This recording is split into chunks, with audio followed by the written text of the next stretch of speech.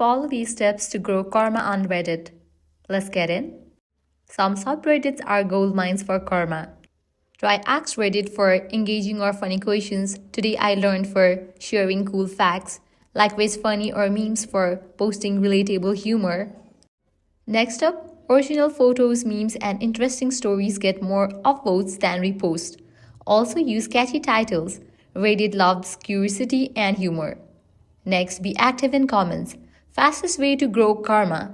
Engage early. The first few comments on a trending post get the most upvotes. Be funny, insightful, or helpful, especially in subs like R Explain Like I'm 5 and R Ask Reddit.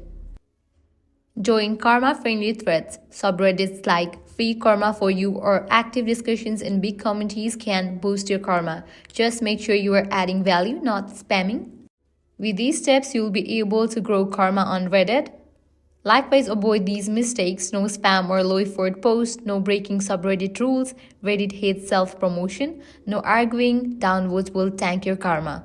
So remember, post great content, comment early and engage often. Stick with it and your karma will grow in no time. If this video was helpful, don't forget to like, share and subscribe to our channel. Thanks for watching.